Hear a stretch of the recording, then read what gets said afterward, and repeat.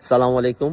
সর্বশেষ আপডেট রজারিও মিকাইলকে নিয়ে আমি বলার আগে আমি বাংলাদেশ ফেডারেশনকে ধন্যবাদ জানাবো। তারা যে এই প্রথম বাংলাদেশ ইতিহাসে যেটা ঘটে নাই, আগে তো জানতাম কোচ কোথায় থেকে আসতো সেটাই আমরা জানতাম না।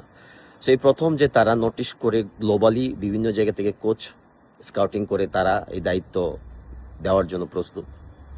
রজারিও মিকাইল পার্সোনালি সে বাংলাদেশ আসতে চাচ্ছে এবং বাংলাদেশের পরিবেশ, কালচার সব কিছু মিলিয়ে সে নতুন অ্যাড্রেনালিনা তার মধ্যে কাজ করতেছে এবং সে বাংলাদেশ নিয়ে স্টাডি করতেছে।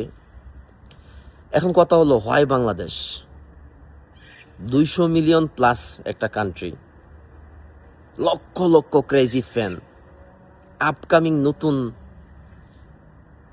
ফুটবল প্লেয়ার যাদের গ্লোবালি ফুটপ্রিন্ট আছে, কে না চাবে এরকম একটা দলের দায়িত্ব নিতে?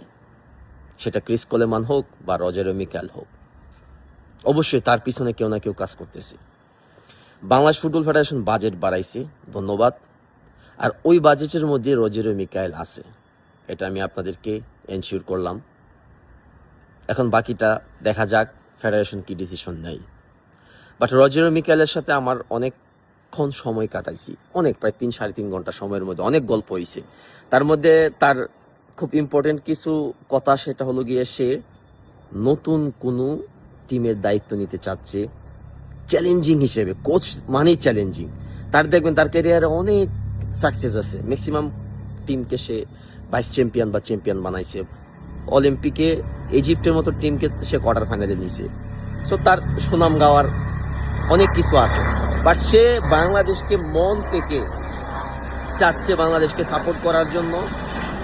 তার চেয়ে বড় কথা কি জানেন, আমরা রজারিও মিকাইলকে পাইলে পাবো নতুন ফুটবল ইন্ডাস্ট্রি ইকোসিস্টেম গড়ার কারিগর। রজারিও মিকাইলকে দিয়ে আমরা বাংলাদেশে আরো অনেক পরিমাণ নতুন ট্যালেন্ট পোলাওয়ানকে ডেভেলপ করতে পারবো, যেগুলো একটা সময় গিয়ে আমাদের বাংলাদেশের বিভিন্ন ফার্স্ট ডিভিশন ক্লাব বা বিভিন্ন একাডেমিগুলার মেইন হতে পারবে এবং যাদের মাধ্যমে আমাদের একটা ফুটবলের রেভলিউশন আসবে। আমাদের দরকার ব্রাজিল বা সাউথ আমেরিকা, ব্রাজিল, আর্জেন্টিনা এই কমিউনিটির সাথে আমাদের ভালো একটা কোলাবোরেশন। তার একটা ইম্পর্টেন্ট পার্সন হিসেবে দায়িত্ব গ্রহণ করতে পারে রজারিও মিকাইল। তার যেই অ্যাক্সেস, গ্লোবালি অ্যাক্সেস, সেটা নর্মাল যে কোনো কোচদের নেই। সো আমরা একটা কোচ মানে শুধুমাত্র কোচ না, আমরা পুরো একটা নতুন গ্লোবাল ইকোসিস্টেম একটা মানুষের সাথে কানেক্ট হচ্ছে, যার মাধ্যমে আমরা বাংলাদেশের টোটাল ফুটবলের ডেভেলপমেন্ট হবে। এখন বাকিটা আমরা অপেক্ষায় আছি, আমাদের ফেডারেশন কি ডিসিশন নেই। সবচেয়ে মজার কথা, রজারিও মিকাইল বাংলাদেশের সাথে, ফেডারেশনের সাথে ডিরেক্টলি আমি কমিউনিকেশন করতেছি। ফেডারেশনের যথেষ্ট পরিমাণ কোলাবোরেশন পাচ্ছি, সবাই আমার সাথে কথা বলতেছে। নো কমিশন বাণিজ্য। ইভেন ব্রাজিলের কোম্পানিকে আমি পার্সোনালি গিয়ে বলছি, প্লিজ আমার দেশের জন্য তোরা এই অনারটা কর। তারাও বলছে আমরা অ্যাডমিনিস্ট্রেশন কস্ট ছাড়া, কোনো কমিশন না। অলরেডি রজারিও মিকাইলকে বাংলাদেশে অনবোর্ড করার জন্য দুই পার্টি কমিশনের জন্য তারা কামড়ি লাগাই দিছে। একটা পার্টি বাংলাদেশ, একটা পার্টি দেশের বাইরে। আমি নাম বলবো না, বাট সেটা বলবো, আমি যদি দেশের জন্য কিছু করি তা আমার সর্বপ্রথম লেয়াল হতে হবে, সৎ হতে হবে। দেশটা আমাদের। সো আমার মতো হাজারো মানুষ আছে দেশের ফুটবলের ডেভেলপের জন্য কাজ করতে চাই, তাদেরকে সুযোগ দেন। ফেডারেশনে যারা আছেন তাদেরকে স্যালিউট, আপনারা অনেক কিছু পরিবর্তন আনতেছেন, সবাই যার যার পক্ষে থেকে কাজ করতেছে। বাট আমাদের একজন টিচার দরকার, আমাদের একজন লিডার দরকার, যার হাত দিয়ে আমরা অনেক দূর পর্যন্ত যেতে পারবো।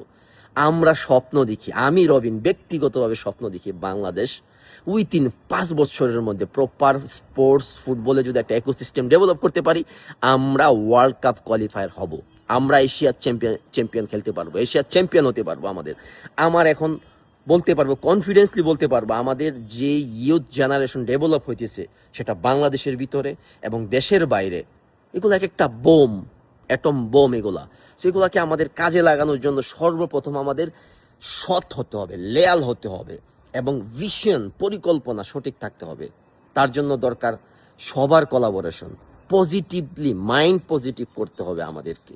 সেটা ফেডারেশনের লোক হোক, জেনারেল পিপল হোক, ফুটবল লাভার হোক, মিডিয়া হোক, সবার একটাই উদ্দেশ্য থাকতে হবে যে আমাদের ওই স্বপ্ন পূরণের উদ্দেশ্য, যেদিন আমরা দেখবো বাংলাদেশকে বিশ্বকাপ মঞ্চের মধ্যে বাংলাদেশ খেলতেছে।